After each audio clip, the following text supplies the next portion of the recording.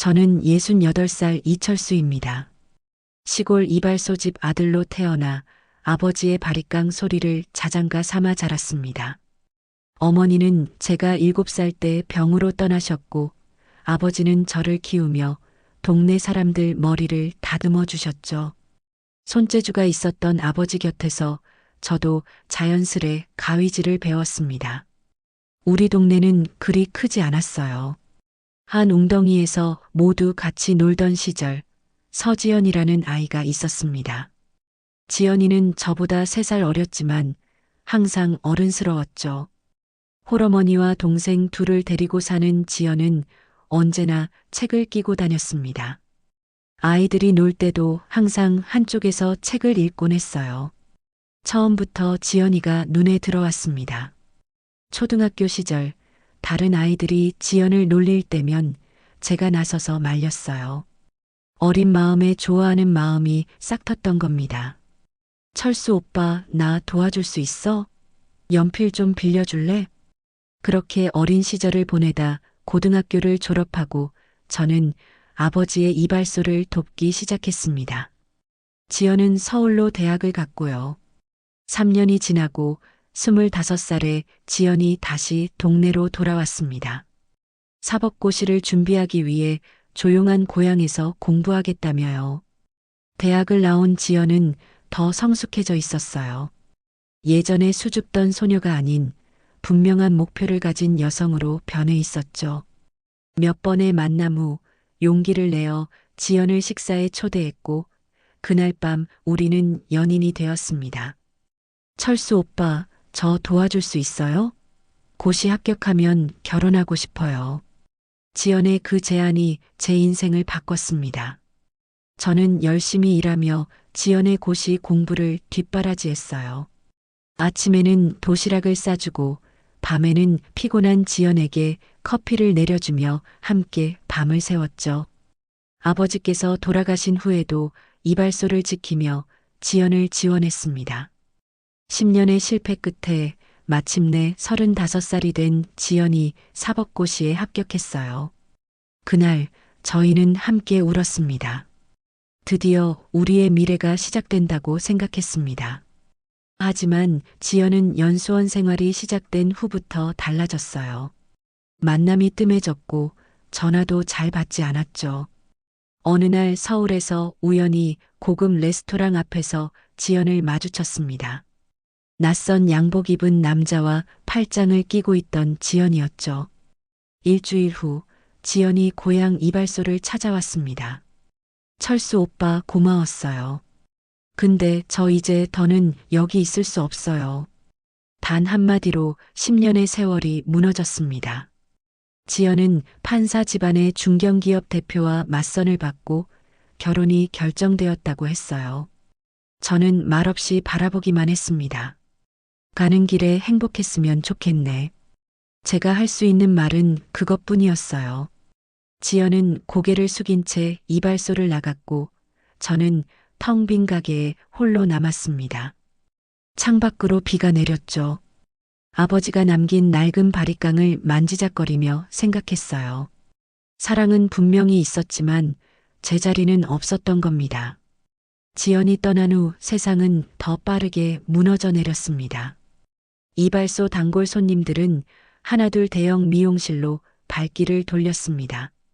동네는 재개발 소문으로 시끄러웠고 장사는 점점 줄었으며 빚은 늘어갔습니다. 어느 날 은행에서 통지서가 날아왔습니다. 아버지가 남긴 빚과 제가 지연의 학비를 위해 대출받은 돈을 갚지 못해 이발소가 경매에 넘어간다는 내용이었습니다. 그날 밤 이발소 의자에 앉아 마지막 담배를 피웠습니다. 벽에 걸린 낡은 거울 속에는 지쳐 보이는 38살의 남자가 앉아 있었습니다. 10년 동안 누군가를 위해 살아온 남자, 이제는 아무것도 남지 않은 남자였습니다. 마지막으로 가게를 둘러보며 아버지의 목소리가 들리는 듯 했습니다. 아들아, 손끝에 기술 하나만 있으면 어디서든 살 수 있다. 다음 날 아침 이발소 열쇠를 은행 직원에게 건네고 짐을 꾸렸습니다. 가위와 바리깡, 면도기 몇 개와 옷까지만 배낭에 넣었습니다. 가장 소중히 여겼던 아버지의 낡은 가위를 손에 쥐고 이발소를 나섰습니다. 하지만 갈 곳이 없었습니다. 그날부터 저는 노숙자가 되었습니다. 첫날은 공원 벤치에서 잤습니다. 둘째 날은 기차역 대합실에서, 셋째 날은 비가 와서 편의점 처마 밑에서 웅크리고 밤을 보냈습니다. 넷째 날에는 찜질방을 발견했습니다. 찜질방 주인이 청소를 도와주면 잠자리를 제공해 주겠다고 했습니다. 그렇게 저는 찜질방 청소부가 되었습니다. 여기 바닥 닦는 것도 기술이 필요해요. 빗자루질부터 시작하세요. 찜질방 주인의 말에 처음으로 웃음이 나왔습니다. 손재주 하나로 살아온 남자에게 빗자루질도 기술이라니 아이러니했습니다. 하지만 그 말이 맞았습니다. 찜질방 구석구석을 정성껏 청소하자 손님들도 알아봐 주었습니다. 주인은 저에게 더 많은 일을 맡겼고 작은 수당도 주었습니다. 낮에는 찜질방에서 일하고 밤에는 근처 편의점에서 야간 아르바이트를 했습니다. 한 달, 두 달, 세 달이 지나자 작은 월세방을 구할 수 있었습니다. 반지하 단칸방이었지만 저에게는 성과였습니다. 방 한켠에 아버지의 가위와 바리깡을 놓고 매일 밤 닦았습니다. 이발 기술을 잊지 않기 위해 빈 공기에 비누거품을 내고 면도 연습을 했습니다. 이런 기술자가 여기서 일하다니 아까운데. 찜질방 단골 손님인 노인이 어느 날 제 손을 보고 말했습니다.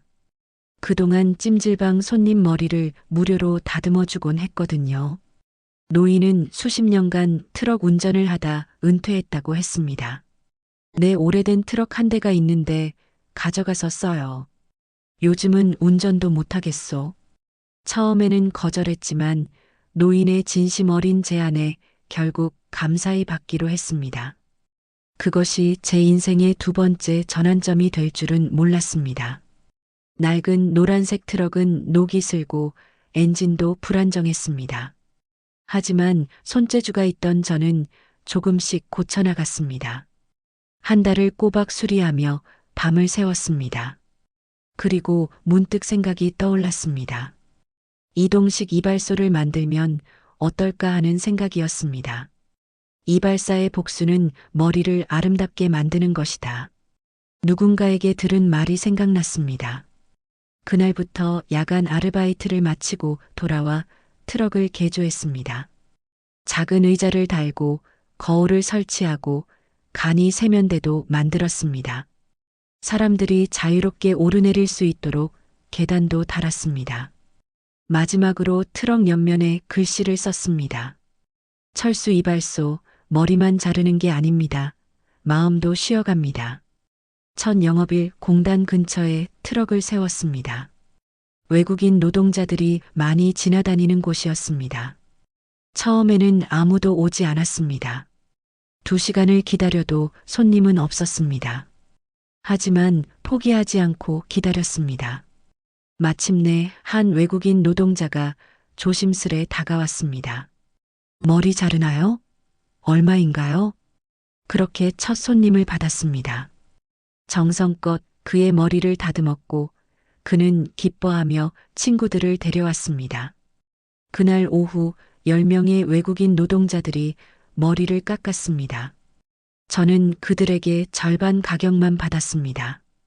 다음 날은 15명, 그 다음 날은 20명의 손님이 왔습니다. 소문이 퍼진 것입니다. 트럭 이발소는 점점 유명해졌습니다. 외국인 노동자뿐 아니라 동네 어르신들도 찾아왔습니다. 가끔은 아이들도 왔습니다. 저는 사람들의 이야기를 들으며 머리를 다듬었습니다.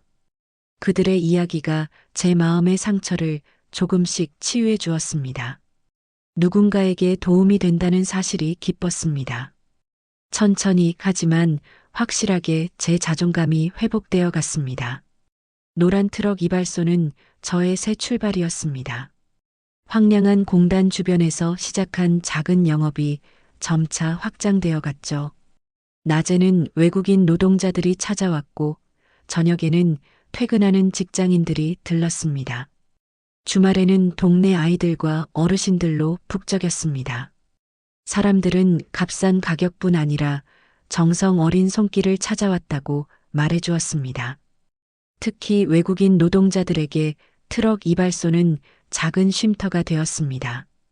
그들의 머리를 깎으며 고향 이야기를 들었습니다. 그들도 저처럼 누군가를 위해 희생하는 사람들이었습니다. 가족을 위해 낯선 땅에서 고생하는 모습이 제 과거와 닮아 있었죠.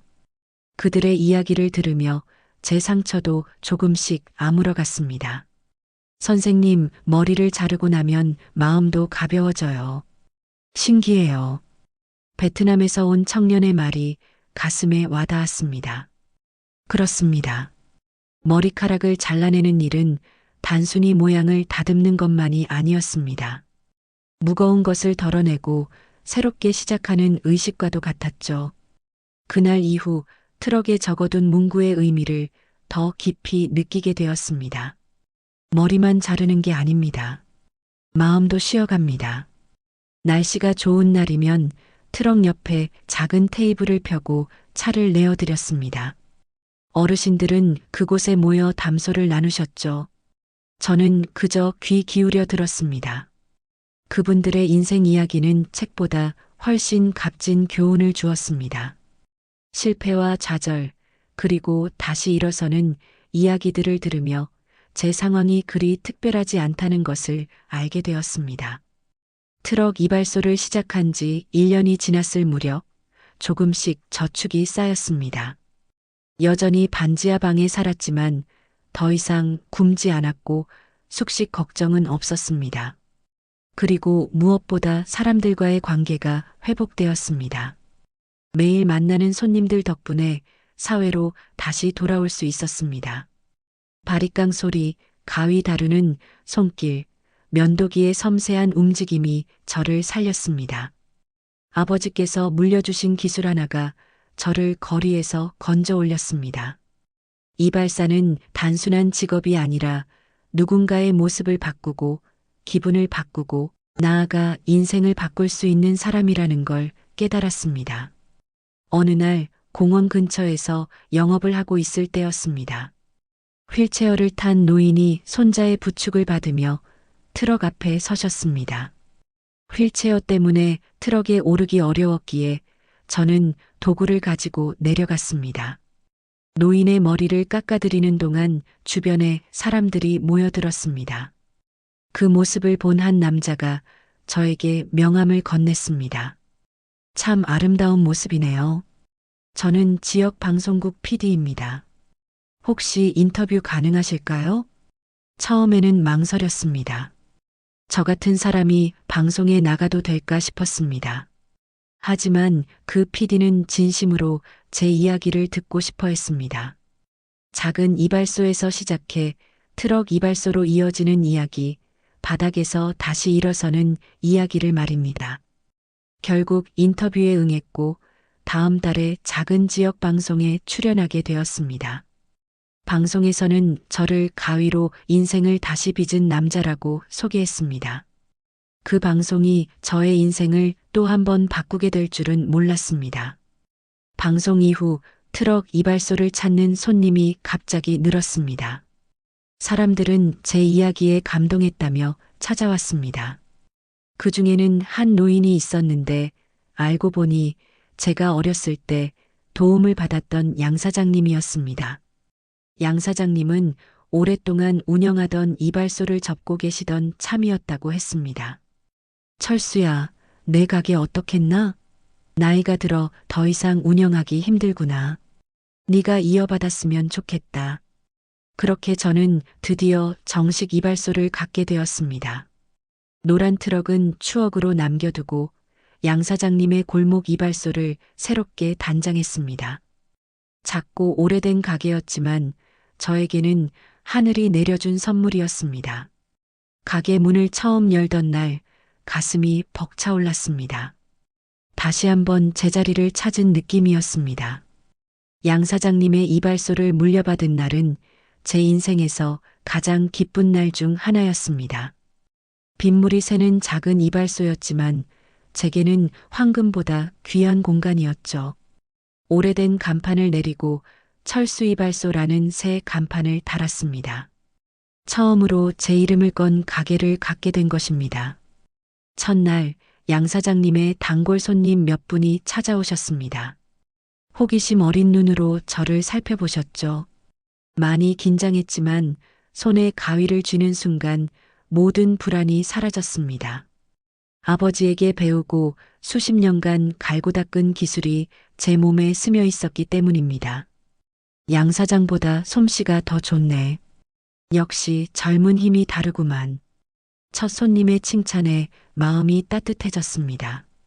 그 말 한마디가 10년의 상처를 조금 더 치유해주는 것 같았습니다. 기술은 배신하지 않는다는 아버지의 말씀이 떠올랐습니다. 가게는 점점 손님으로 북적이기 시작했습니다. 트럭 이발소 시절의 손님들도 찾아왔고 방송을 보고 찾아오는 사람들도 있었습니다. 무엇보다 중요한 건 이발소가 단순한 미용 공간이 아닌 소통의 장소가 되었다는 점입니다. 사람들은 머리를 자르러 오지만 때로는 마음의 짐을 내려놓기도 했습니다.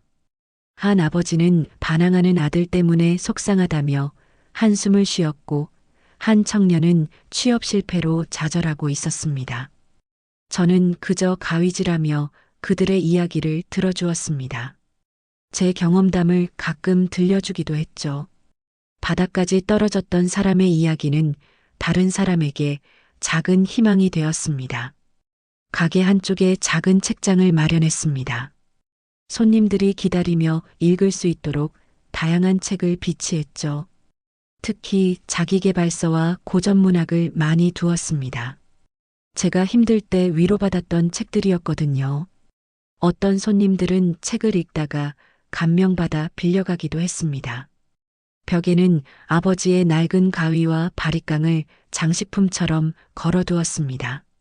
제 인생의 뿌리를 잊지 않기 위해서였습니다. 그리고 그 옆에 좌우명을 적어 붙였습니다. 기술은 버리지 않으면 사람을 다시 살려준다. 이 말은 제가 가장 어두운 시기에 깨달은 진리였습니다.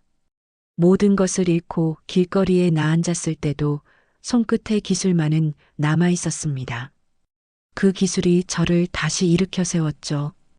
이발소를 재정비하며 현대적인 장비도 들여놓았습니다. 하지만 전통적인 방식은 그대로 유지했습니다. 손님 한 명 한 명에게 충분한 시간을 들여 정성껏 머리를 다듬었습니다. 빠르게 많은 손님을 받는 것보다 한 명의 손님이라도 만족스럽게 모셔야 한다고 생각했기 때문입니다. 특히 노인분들께는 더 많은 정성을 들였습니다. 귀 주변과 목덜미를 면도할 때는 특별히 부드럽게 다루었고 손수건으로 얼굴에 땀을 닦아드리기도 했습니다. 그런 세심한 배려가 입소문을 타고 널리 퍼져나갔습니다. 어느 날 한 노인이 손자의 손을 잡고 이발소를 찾아왔습니다. 노인은 제 단골이었고 이날은 손자의 머리를 깎아달라고 부탁했습니다. 5살쯤 되어 보이는 아이였습니다. 아저씨, 아프게 하지 마세요. 아이의 걱정스러운 눈빛을 보며 웃었습니다. 아이용 의자를 준비해 두었기에 그곳에 앉히고 어깨에 작은 케이프를 둘러주었습니다. 그리고 아이와 약속했습니다. 아프지 않게 해줄게. 대신 용감하게 있어야 해. 아이의 머리를 다듬으며 재미있는 이야기를 들려주었습니다. 처음에는 긴장하던 아이가 점점 웃음을 보이기 시작했습니다. 노인은 그 모습을 흐뭇하게 바라보았죠. 머리를 다 깎고 거울을 보여주자 아이는 신기한 듯 자신의 모습을 바라보았습니다. 멋있어요. 감사합니다. 아이의 순수한 감사 인사에 가슴이 따뜻해졌습니다. 그 순간 깨달았습니다. 제가 지연에게 받은 상처는 이런 작은 기쁨들로 조금씩 치유되고 있었던 것입니다. 사람에게 받은 상처는 결국 사람을 통해 치유된다는 사실을요. 떠나는 노인과 아이를 배웅하며 마음속으로 다짐했습니다. 이발사로서 단순히 머리카락만 자르는 것이 아니라 사람들에게 작은 행복과 위로를 전하는 사람이 되겠다고요. 그것이 제가 찾은 새로운 삶의 의미였습니다. 방송국 프로듀서의 제안으로 지역 방송에 출연한 날은 생각보다 떨렸습니다. 스튜디오 조명이 눈부시게 빛났고 카메라가 저를 향해 있었지요. 손에 땀이 날 정도로 긴장했습니다. 저 같은 평범한 이발사가 방송에 나온다는 것이 믿기지 않았던 겁니다. 오늘은 특별한 게스트를 모셨습니다. 가위 하나로 인생을 다시 빚어낸 사람, 철수 이발소 이철수 씨입니다. 진행자의 소개에 어색하게 고개를 숙였습니다. 카메라 앞에서 이야기하는 것이 쉽지 않았지만 제 이야기를 시작하자 긴장이 조금씩 풀렸지요. 어린 시절부터 아버지에게 배운 이발 기술, 지영과의 만남과 이별, 거리로 내몰렸던 시간, 노란 트럭으로 시작한 재기의 과정까지 솔직하게 이야기했습니다. 처음에는 복수하고 싶었습니다. 저를 배신한 사람에게, 저를 내쫓은 세상에게요. 하지만 사람들의 머리를 다듬어주며 깨달았습니다. 진정한 복수는 성공하는 것이라고요.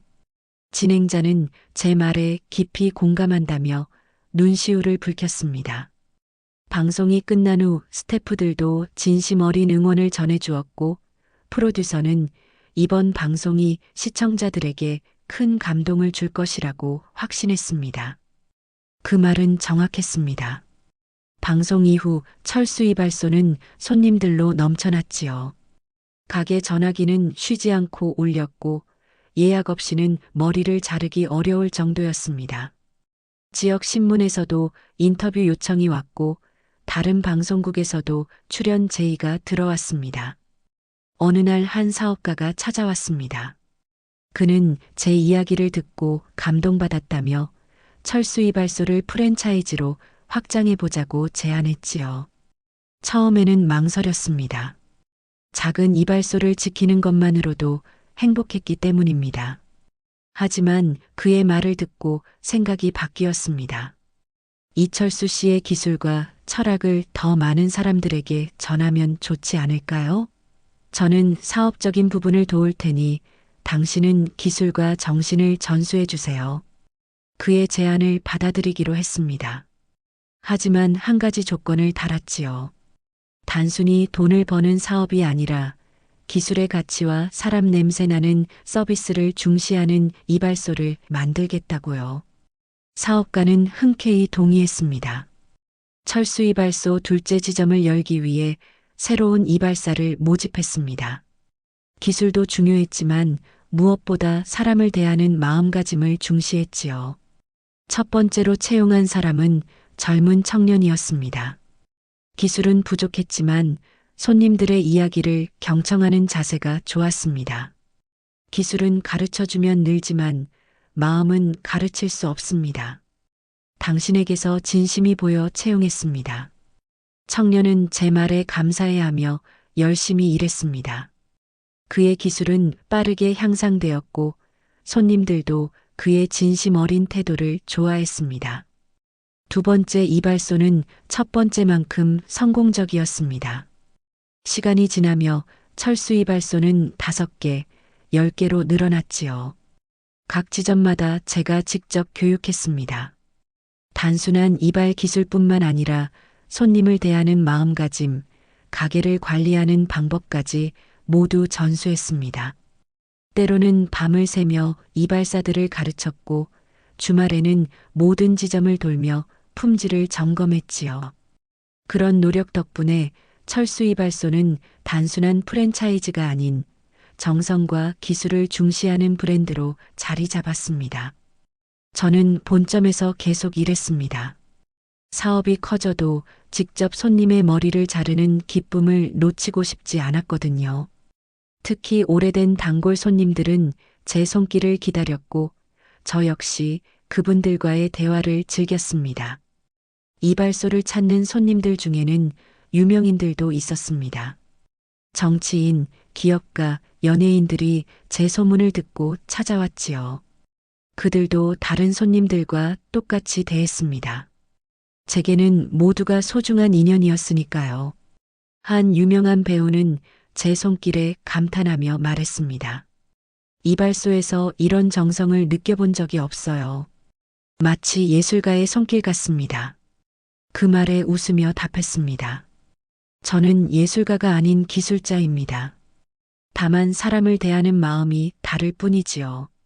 철수 이발소는 계속해서 성장했고 2년 만에 20개의 지점을 가진 중견 기업이 되었습니다. 매스컴에서는 저를 가위 하나로 제국을 건설한 사람으로 소개했지요. 하지만 그런 화려한 수식어보다 손님들이 말하는 사람 냄새 나는 이발사라는 표현이 더 마음에 들었습니다. 성공했다고 해서 과거의 상처가 완전히 아문 것은 아니었습니다. 가끔 지연을 생각할 때면 여전히 가슴이 아팠지요. 하지만 이제는 그 아픔을 받아들일 수 있었습니다. 그 상처가 오히려 저를 더 강하게 만들었다고 생각했으니까요. 방송 출연 이후 10년이 흘렀습니다. 철수 이발소는 50개 지점을 가진 중견 기업으로 성장했고 저는 65이 되었죠. 본점에서는 여전히 제가 직접 손님들의 머리를 다듬었지만 체력이 예전 같지 않아 하루에 받는 손님 수를 줄였습니다. 대신 젊은 이발사들을 교육하는데 더 많은 시간을 할애했어요. 기술의 전수는 제게 큰 보람이었습니다. 그날은 유난히 비가 많이 내렸죠. 여름의 끝자락에 찾아온 태풍은 도시 전체를 물바다로 만들었습니다.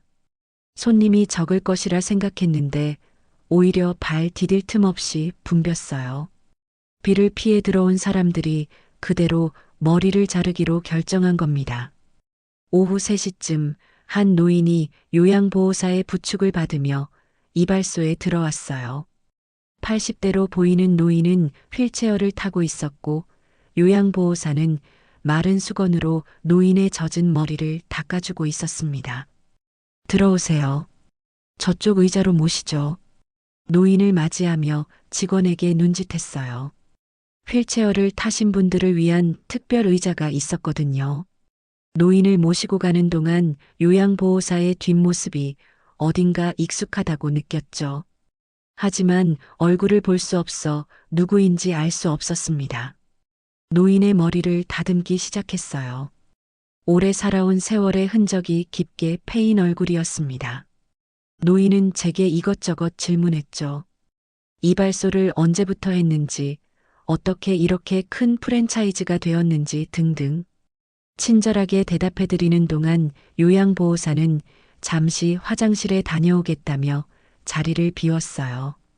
노인의 머리를 거의 다 다듬었을 때 요양보호사가 돌아왔습니다. 이번에는 정면으로 그 얼굴을 볼 수 있었어요. 눈이 마주치는 순간 심장이 멈추는 듯 했죠. 서지연이었습니다. 세월의 흔적이 역력했지만 분명 지연이었어요. 지연도 저를 알아봤는지 얼굴이 창백해졌습니다. 잠시 서로 말을 잇지 못했어요. 노인은 우리의 이상한 분위기를 눈치채고 물었습니다. 두 분 아는 사이인가요? 입이 바짝 말랐지만 가까스로 대답했어요. 네, 오래전에 알던 사이입니다. 지연은 고개를 숙인 채 말이 없었습니다. 노인의 머리를 마저 다듬고 마무리했어요. 손이 미세하게 떨려 평소보다 시간이 더 걸렸죠. 계산대에서 노인이 카드를 내밀었지만 저는 고개를 저었습니다.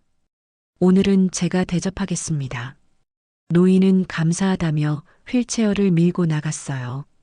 지연이 뒤따라 나가려는 순간 저도 모르게 지연의 팔을 잡았습니다. 지연은 놀란 듯 돌아봤어요. 잠시만 이야기할 수 있을까? 지연은 망설이다가 고개를 끄덕였죠. 노인에게 잠시 이야기를 나누고 오겠다고 말하고 지연은 제 사무실로 들어왔습니다. 철수 오빠, 저 정말 몰랐습니다. 이곳이 오빠의 이발소일 거라고는 생각지도 못했어요. 지연의 목소리는 예전보다 훨씬 공손해져 있었어요. 세월의 무게가 느껴졌습니다. 지연의 손을 보니 반지가 없었죠. 나도 놀랐어. 너를 이렇게 다시 만날 줄은 몰랐으니까. 어색한 침묵이 이어졌어요. 결국 지연이 먼저 입을 열었습니다. 방송에서 배웠습니다. 정말 대단하시더라고요. 너는 어떻게 지냈어? 제 질문에 지연은 한숨을 쉬었죠. 남편과 결혼 후 법무고문으로 24년을 살았다고 했습니다. 그러다 회사 횡령 사건에 연루되어 법조계에서 퇴출당했어요. 모든 재산을 잃고 요양보호사로 일하게 되었다고 했습니다. 삶이란 참 아이러니하지요. 제가 그토록 피하려 했던 가난이 결국 저를 찾아왔으니 말입니다. 후회해? 제 질문에 지연은 오랫동안 말이 없었어요. 창밖으로 여전히 비가 내리고 있었습니다. 매일 후회합니다.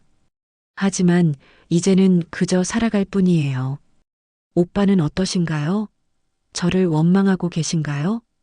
이젠 서로의 머릿속에서만 사는 사람이 되자. 그 말을 끝으로 일어났어요.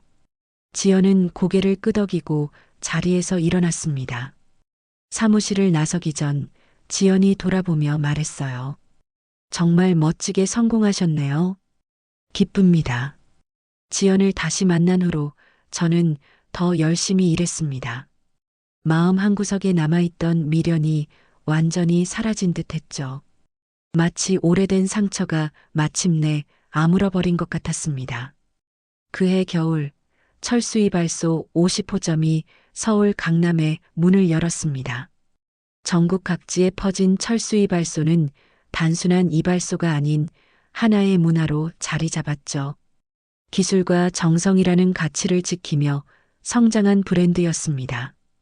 50호점 개업식에는 많은 사람들이 참석했습니다. 오랜 단골 손님들부터 유명 인사들까지 자리를 빛내주었죠. 그 중에는 지역 방송을 넘어 전국 방송사의 취재진도 있었습니다. 그들은 저의 성공 스토리에 관심을 가졌죠.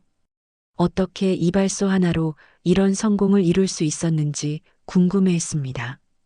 개업식이 끝난 후 한 여성 기자가 인터뷰를 요청했습니다. 조용한 사무실에서 진행된 인터뷰는 생각보다 깊이 있었죠.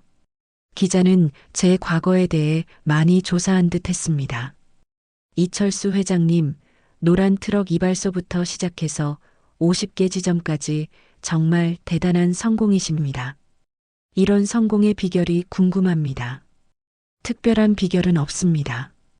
그저 손님 한 분 한 분을 정성으로 대했을 뿐이죠. 기술은 사람을 배신하지 않는다는 믿음으로 살아왔습니다. 기자는 고개를 끄덕이더니 갑자기 예상치 못한 질문을 던졌습니다. 회장님, 한 가지 개인적인 질문을 드려도 될까요?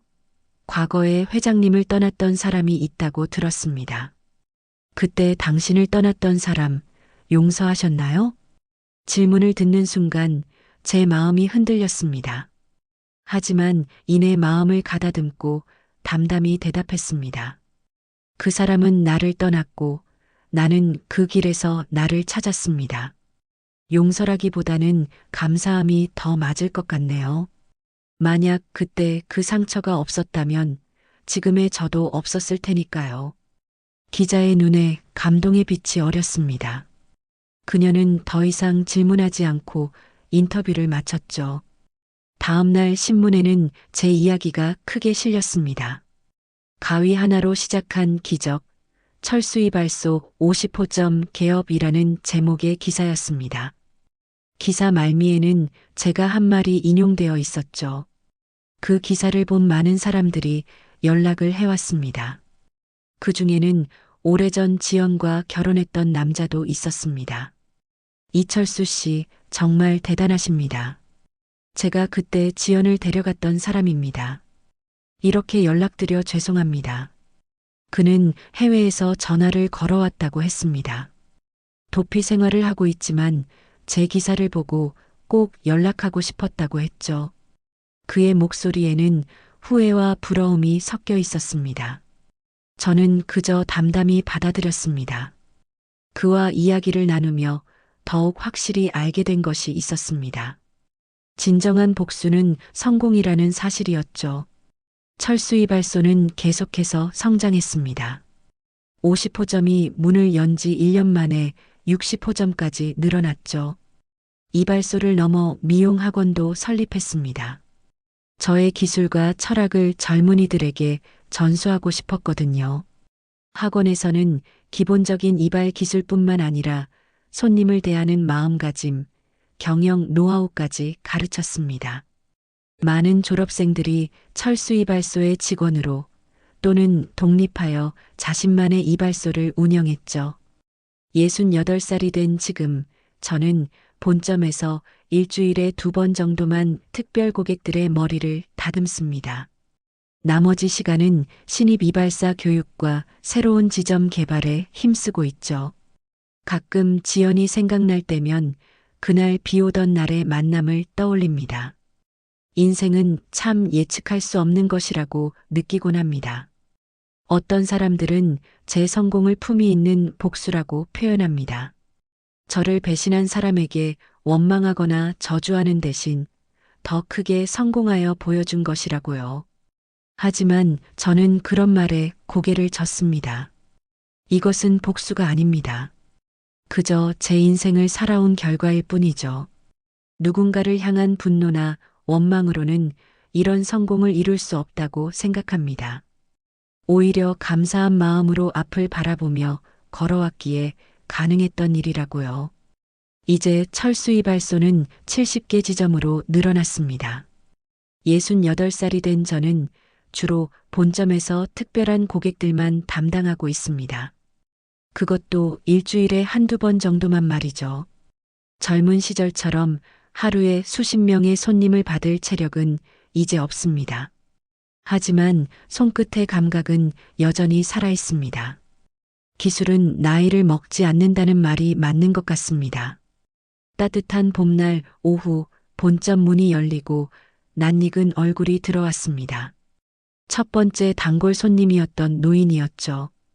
이제는 아흔을 바라보는 고령임에도 여전히 정정했습니다. 그런데 오늘은 혼자가 아니라 어린 손자를 데리고 왔습니다.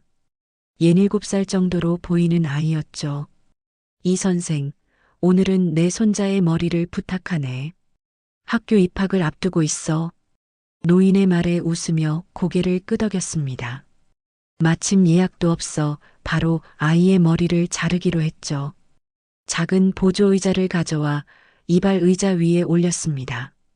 아이는 조금 긴장한 듯 의자에 앉았습니다. 처음 자르는 거니? 아이가 고개를 끄덕였습니다. 그동안 집에서만 자르다가 처음으로 이발소에 온 것이라고 했죠. 저는 가위와 빗을 들고 아이의 머리카락을 정리하기 시작했습니다. 긴장한 아이의 어깨를 토닥이며 이야기를 건넸습니다. 할아버지는 내가 이발소를 시작했을 때부터 찾아온 첫 손님이란다. 그때는 너희 할아버지도 젊었지. 아이는 호기심 가득한 눈으로 거울에 비친 저를 바라봤습니다. 노인은 의자에 앉아 흐뭇하게 저희를 지켜보고 있었죠. 아이의 머리를 자르며 문득 생각했습니다. 제 인생에서 머리 자르기는 단순한 기술이 아니었습니다. 그것은 저를 살리고 다시 일으켜 세워준 생명줄과도 같았죠. 바리깡 소리, 가위 소리가 제 인생을 지탱해준 음악이었습니다. 이제는 그 소리가 또 다른 세대에게 전해지고 있는 것이었습니다. 아이의 머리를 정성껏 다듬으며 제 인생의 조각들이 스쳐 지나갔습니다. 지영과의 만남과 이별, 거리에서 방황하던 시절, 노란 트럭 이발소의 시작, 그리고 지금의 성공까지. 그 모든 순간이 하나로 이어져 지금 여기 이 아이의 머리를 자르는 저를 만들어낸 것이었죠. 이 아이가 커서 뭐가 되고 싶대요? 노인에게 물었습니다. 노인은 빙그레 웃으며 대답했습니다. 의사가 되고 싶대. 아픈 사람을 도와주는 사람이 되고 싶다는구먼. 그 말을 들으니 왠지 마음이 따뜻해졌습니다. 아이의 머리를 자르면서 그 꿈이 이루어지기를 진심으로 바랐습니다. 누구나 자신만의 꿈을 품고 살아가지만 그 길이 순탄치만은 않을 것입니다. 저 역시 그랬으니까요. 하지만 그 과정에서 자신을 믿고 포기하지 않는다면 반드시 빛을 볼 수 있습니다. 아이의 머리가 완성되었습니다. 거울을 보여주자 아이는 환하게 웃었습니다. 짧게 정리된 머리가 아이의 얼굴을 더 밝게 보이게 했습니다. 노인도 만족스럽다는 표정이었죠. 멋지게 됐구나. 이제 학교 가서 친구들한테 자랑해도 되겠어. 아이는 쑥스러운 듯 웃었습니다. 케이프를 벗기고 의자에서 내려주었죠. 노인이 지갑을 꺼내려 하자 손을 저었습니다. 오늘은 제가 대접합니다. 우리 이발소의 미래 고객을 위한 선물이라고 생각해 주세요. 노인은 고맙다며 고개를 숙였습니다. 아이는 제게 다가와 조그만 손을 내밀었습니다. 감사합니다, 할아버지. 아이의 말에 웃음이 났습니다. 이제 제가 할아버지 뻘이 된 것이죠. 시간이 참 빠르게 흘렀다는 생각이 들었습니다. 아이의 손을 잡고 악수했습니다. 다음에 또 오렴. 그때는 더 멋지게 해줄게. 노인과 아이가 떠난 후 빈 의자를 바라보았습니다. 지금까지 이 의자에 앉았던 수많은 사람들이 떠올랐습니다. 젊은이, 노인, 아이들, 그리고 지영까지. 그들 모두가 제 인생의 일부였습니다. 바리깡을 손에 쥐고 거울 앞에 섰습니다. 하얗게 센 머리카락과 깊어진 주름이 보였습니다. 하지만 눈빛만은 여전히 젊었습니다. 그 눈에는 열정과 자부심이 담겨 있었습니다. 하루하루를 최선을 다해 살아온 사람의 눈빛이었죠. 이제야 내 손으로 내 인생을 단정히 정리한 것 같아 혼잣말로 중얼거리며 바리깡을 정리했습니다. 창밖을 바라보니 햇살이 환하게 비치고 있었습니다. 새로운 손님을 맞이할 준비를 하며 생각했습니다. 인생은 계속됩니다. 누군가는 떠나고 누군가는 오고 그 속에서 저는 묵묵히 제자리를 지키며 사람들의 모습뿐만 아니라 마음까지 다듬어주는 이발사로 남을 것입니다. 다음 이야기에서 또 다른 감동으로 찾아뵙겠습니다. 오늘도 함께 해주셔서 감사합니다.